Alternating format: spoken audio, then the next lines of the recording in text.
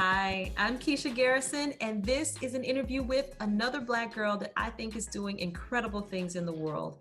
It's truly my honor and my pleasure to bring you the stories of our passions, pursuits, and general excellence. Today, we're venturing into the world of classical music. I'm speaking with Stephanie Ann Ball.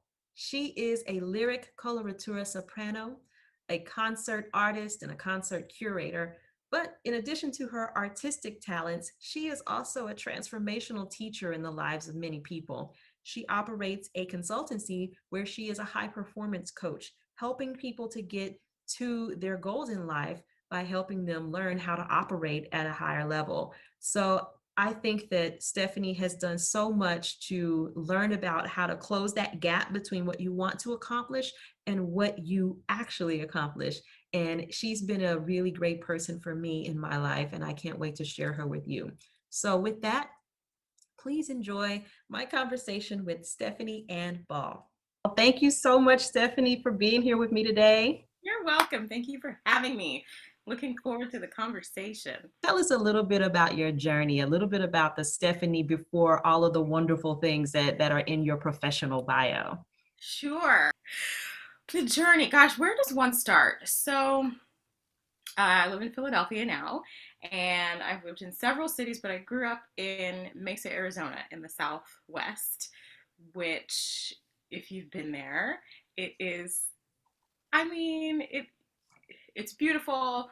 As a young Black girl, being one of the only Black children in the neighborhood, let alone the school and all the places that I, spent time, it made for a pretty interesting upbringing. But one of the things that I was so fortunate to have was two parents who were really, really big lovers of music, both of them. My mother is a singer, sings all around the house.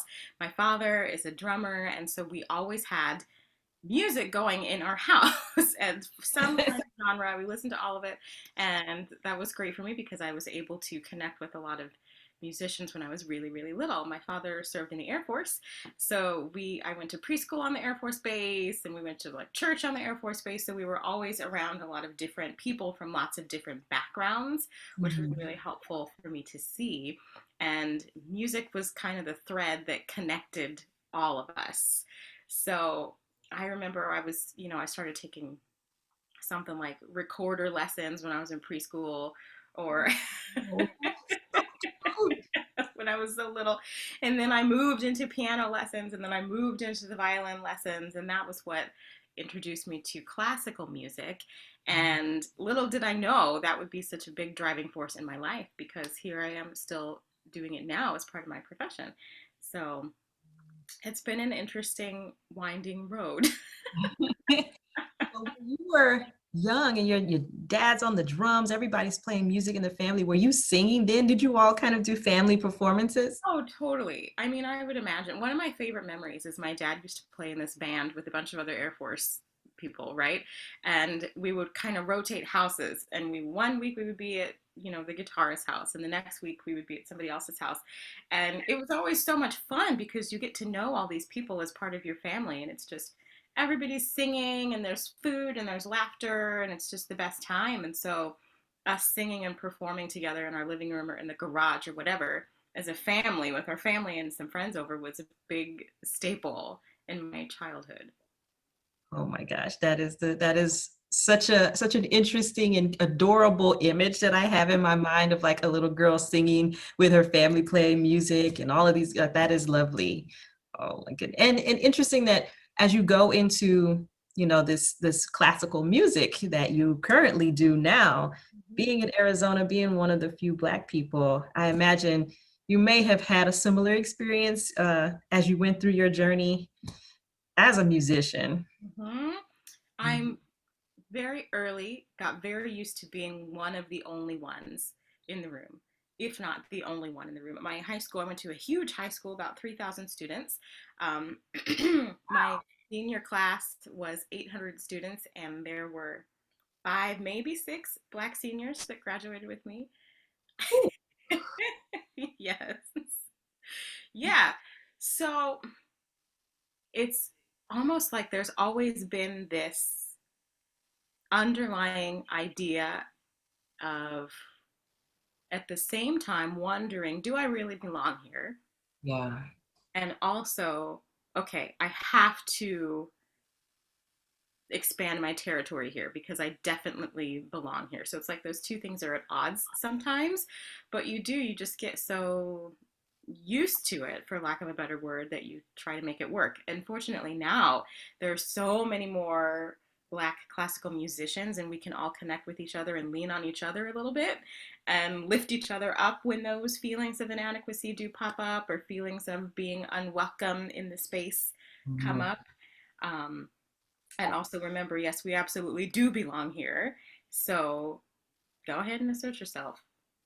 Go ahead and assert yourself indeed. Wise words. I mean, from a person who has had to practice some of these things a little bit, a lot earlier than one really should have. It's tough to that you had to develop that level of personal grit Mm. from feeling like you don't belong so early on, but I'm glad that you have it now because it can serve you well. It is a practice every day.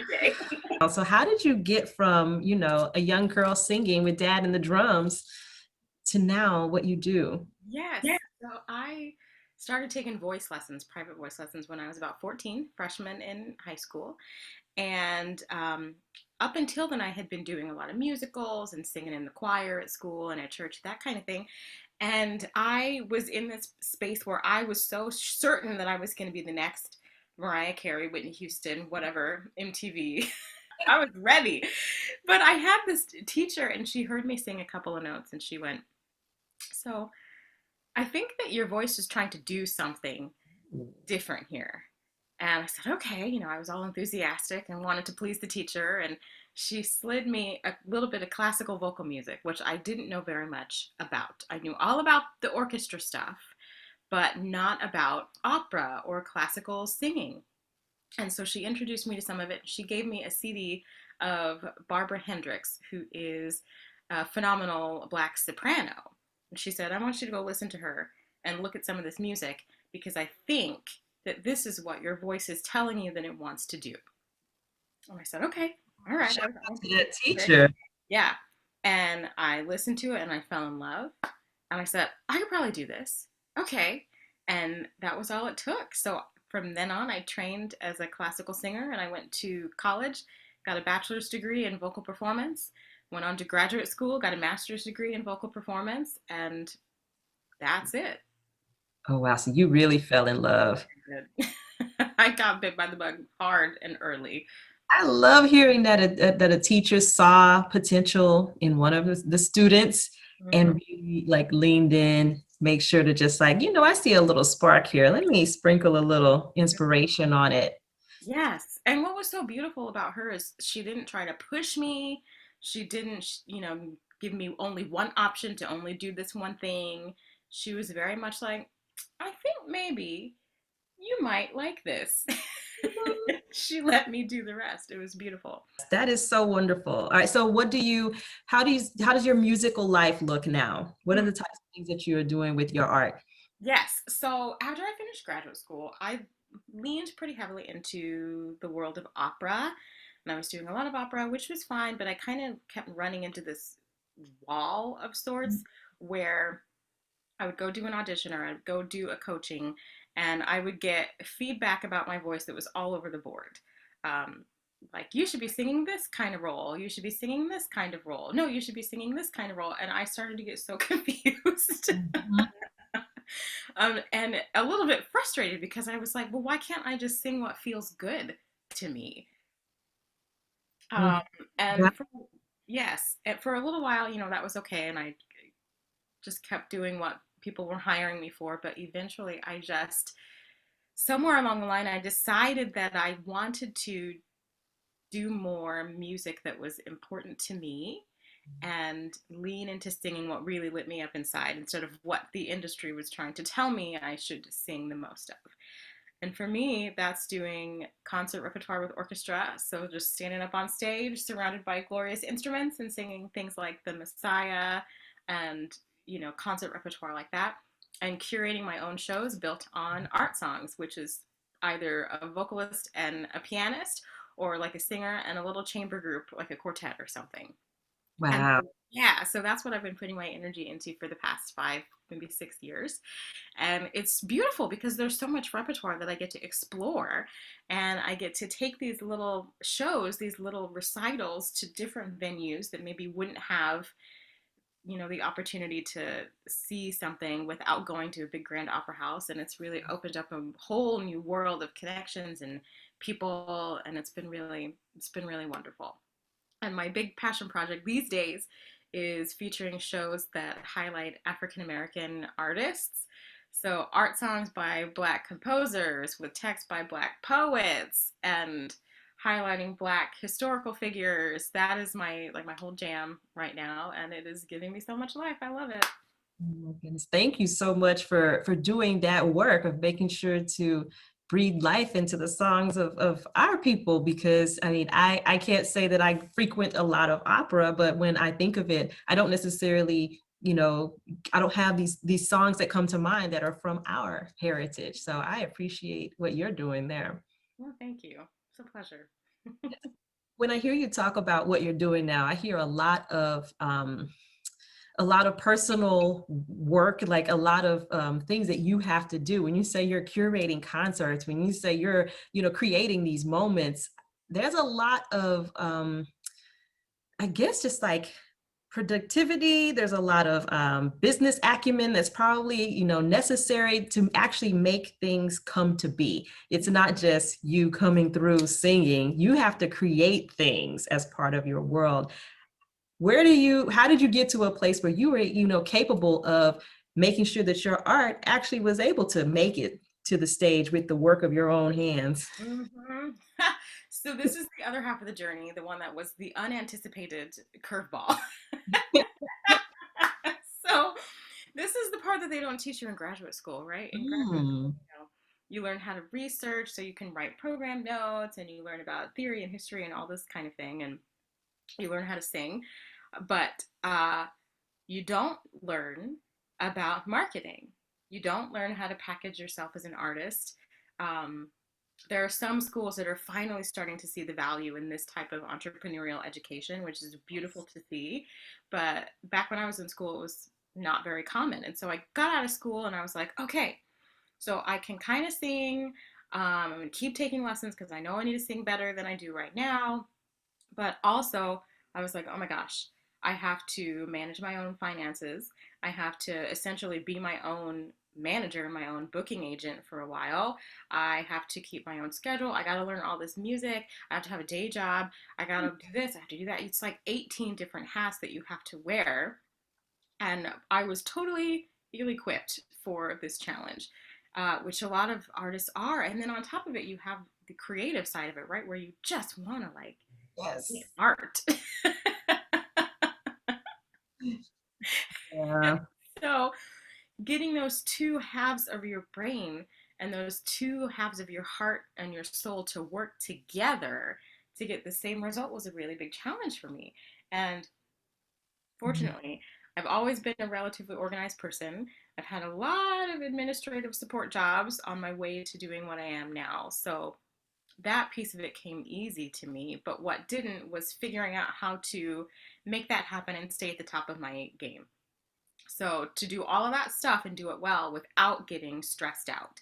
And for a while I was a mess. I was like so stressed about everything that I like wasn't learning music, and then I wasn't singing well, and then I wasn't getting auditions, and then I was getting them and I was totally choking on auditions, and it was awful. And I said, okay, well, something has to be done if I am to do this for the rest of my career, right?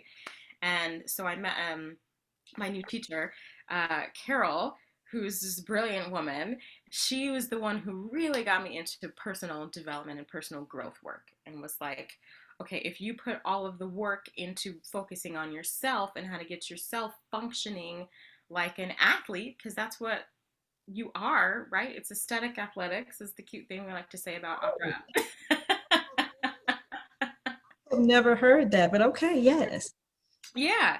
And she said, if you make yourself top priority and if you really figure out your values and your mission and how you want to deliver it to the world, it becomes much easier to get all of this other stuff done. Mm. And boy, was she right. The second I flipped that switch and I learned how to start thinking of myself as not just an elite athlete, but a product that I needed to learn how to market, Yes. and stepping out of the way and not taking everything so personally and getting all up in my feelings about everything, that's when it started to work and it started to click. And I was able to shift very quickly from, okay, right now I'm a musician, right now I'm a manager, right now I'm my own little, accountant, and I'm working on this. And everything just started to tick along. And Mm. man, I was so excited because I had a full voice studio. So I was teaching all these brilliant students, and I had a full performance calendar. I would like go to a gig and I would come back with an invitation for another gig. And it was awesome. And then people started to notice and ask me how I did it, which was the part that was unexpected, because I was like, oh my gosh, well, I guess if I didn't know, there are other people that didn't know, right? And to my surprise, it was not just artists that were struggling with some of these skills. It was people like lawyers and doctors and therapists and people who are creative thinkers but are in all different kinds of industries, needed help putting Mhm. the pieces of their life together so they could continue to give of themselves at a high level and make the impact that they really wanted to. Yeah. And so I said, all right, well, I think I'm being called to another career here. So Oh, I sat down and I thought, okay, so how can I teach this? And I started studying more in depth about human behavior and neuroscience and positive psychology and all of these things and habits and discipline. And I created a program so I could teach this to other people. And it's been such an incredible journey. It's like I couldn't have, if I had known then what this would turn into, little girl Stephanie would be beside herself. little girl Stephanie didn't see you coaching other creatives and other people to live their dreams, and that is amazing. I hear so many tech teaching threads, and you mentioned that you were teaching voice to students, and now you're teaching other people to be more productive, to kind of take, because I think I've listened to an interview with a couple authors a while back. Mhm. They were talking about the same thing, about all they want to do is write, Yeah. but you have to do so many other things to create a book. And so like you're enabling people to actually streamline so many of the things that they have to do Yes. so that they can actually live that full dream. That's it. So in somewhere in between being a classical music artist and teaching people via your consulting business, you also wrote a book called Own Your Light, where you're teaching even more people. So can you tell me, like, what inspired you to write that book and continue this Stephanie teaching moment? Sure. So, it was things like this. It was people asking me, well, what does classical music have to do with high performance consulting? Like, what do those two things have to do to get with each other? And I said, well, I sat and I thought about it and I was like, so I have to be able to pack up a suitcase, fly to a different city, get off a plane, look beautiful, Mhm. And you sing. always do, darling. Thank you. Sing extraordinarily well in a new city with new people. Um, Stay in shape, stay rested, make sure my little business is running on the side, all of these things at the same time. And I was like, man, artists are high performers just by nature, right? To be able to stay that focused no matter what else is going on in your life uh, is a pretty incredible thing. So I said, why don't I just write a book about this? And I will just talk about my journey as a singer and talk about my high performance tools and link it together using the concept of light, which I love. That's one of my favorite metaphors. And that's how the book was born. Beautiful. I love it. I love it. So, okay, I'll make sure people have a link where they can go check out your book. But the teaching hasn't stopped there, because in addition to all of that, you also just launched an academy. Can you tell us a little bit about this latest project, this new baby that you're birthing? Yes, which I was so excited about. So, yes, the Illuminate Your Legacy Academy is officially here. And I'm so thrilled and I'm so grateful because this has been, it's one of those, like, those nagging ideas that won't go away and you try to ignore it and it won't go away and you try to ignore it. Finally, I just couldn't ignore it any longer. So, what I have done, because I wanted a way to build a community around the concepts that I'm teaching, right? So I can link people together and so I can teach bigger groups of people. And I decided, let me just start a personal development education company. And Let me just start. let me just whip that up. And since there's no live performances happening now, I thought, well, I'm home, so I'm now is as good a time as any. Yes. I've been working on it for several months, and I took my one of my favorite trainings that I have been giving for years. I've been giving it live, I've given it virtually, I've given it to hundreds of students. Is I titled it the Productivity Prologue, and the Productivity Prologue is a way to make sure that when you are setting up your strategic plan for your project, you do it in a way that ensures that it's in alignment with your values, your mission, and your vision. Mm. Because that is the one of the biggest problems that my clients come to me with. They say, "Hey, so I can't get anything done," and I look at their to-do list and it's all like out of order, and their stuff is all prioritized incorrectly, and they're doing too much of this and not enough of this and not enough of this and too much of this other thing. And I say, okay, first of all, is this task list that you have created for yourself even going to get you to the result that you want?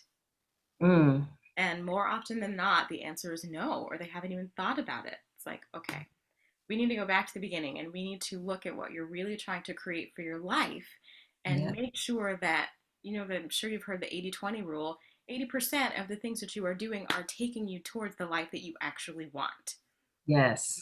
Toiling away, doing a bunch of things that don't make you happy and aren't getting you anywhere, that's just going to burn you out so fast. Mm-hmm. So that is my inaugural course, is to help people kind of find that spark and make sure everything is lined up. And I have 2 more courses in the pipeline for the academy, and then hopefully more after that. And we'll see what happens. Oh, this is wonderful. I hope so many people sign up. I'm telling you that when I got to a place in life where I realized that if the things that I'm doing and spending my time doing are headed or aligned to the values that that feel good to me, that make me feel like I'm living my purpose, like things really change when you Yes. start be like operating from that place where you have your kind of personal North Star, and you realize that some of the things that you spend time on are like connected to a why that isn't even yours. Yes. Yes. But once you actually sit down and invest that time to think about what do I value, what am I trying to accomplish, and then that whole exercise, I can't tell you, like that is so valuable. So you're doing work that is gonna, like, people will see it as, increasing their productivity in life, but I think it's gonna decrease a lot of people's personal pain that they Yeah. feel. Yeah. I hope so too. That is beautiful. All Thank you. right. I want to ask you, you mentioned Barbara Hendricks, another Black woman who inspired you a while back in your life. I would love to know who is another Black woman or girl who has inspired you in your life, or someone who you'd like to shout out for the things that they're doing.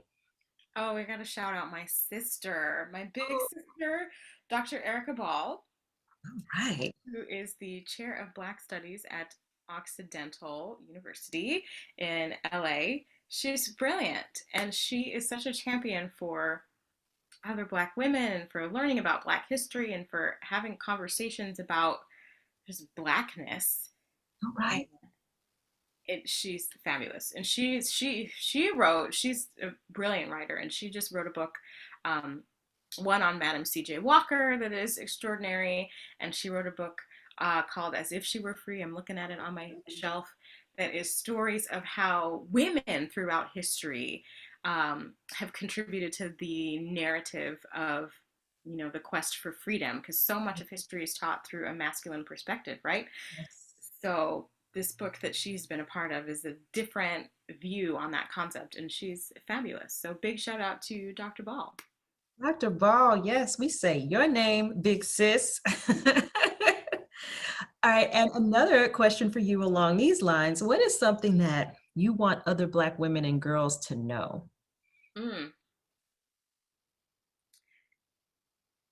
It's okay to take up space. Hmm. It's okay to take up space. It's okay to be heard. And this is something that I've been saying out loud for myself a lot.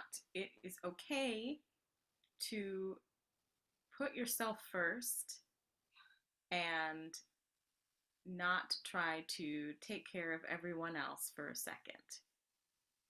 Mm, look, I almost threw my pen.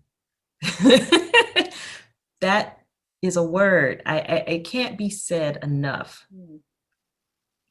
for us to give each other that permission. Sometimes we never hear it, but just to say, put yourself first, and it's not only okay, it's what you have to do. It's necessary, It's right? necessary. I mean, You are the chief caretaking officer for you. No one else is focusing on you as their first priority.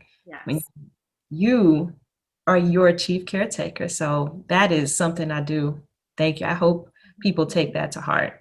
I do too. And it has to be a lifelong practice, and it's hard. It's especially for us because we're so, as Black women, we're so conditioned to shoulder the burdens of the whole world and be the strong one and be the caretaker and be the giver all the time, right? But if we are not taking care of ourselves, that becomes impossible. And I fully believe that Black women are so extraordinary, and we can create so much change and so much healing in the world. And for us to do that, we have to be healthy. Yes. So take care of yourself, sis. Take care of yourself, sis. Yes.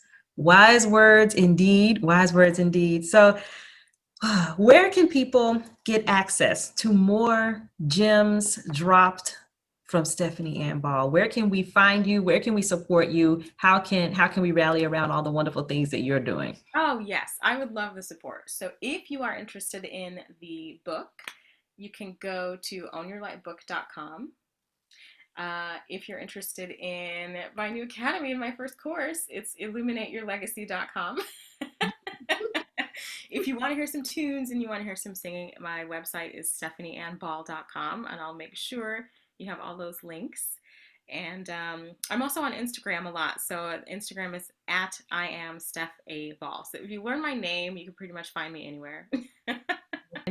I just want to thank you so much, not just for being here today, but thank you for the presence that you have, the space that you take up in the classical music world, the ways that you have decided to use your expertise to illuminate other people and their lives and their perspectives. So just thank you for being the amazing woman that you are. And I'm so blessed that life saw fit to cross our paths. Ah, me too. Thank you so much for this time. I appreciate you so much. Oh my God. I can't do this without saying shout out to Mark Hatcher for introducing us. Thank you, Mark. Mark, you gotta give a brother a shout out. He's the ultimate connector and Yeah. the brother in chief who is really making sure that people come together. So if not for him, I don't know when I would have met you. I like to think that somehow fate would have made it work out, but props to Mark for making sure we met. Yes. Awesome. Thank you so much, Stephanie. You're welcome. Well, there you have it. That's been my conversation with Stephanie Ann Ball. I'm so glad she was able to be here, and I'm so glad that you were able to be here as well. Now, if you know of a young person in your life who is interested in the area of classical music, share this video with them. Let them see it so they can be it. It's always helpful to see our people operating in all these different spaces. So that is my one ask, is share this with the young people in your life. And I hope to see you back here when I interview another Black girl that I think is doing incredible things. Thank you for being here. Goodbye.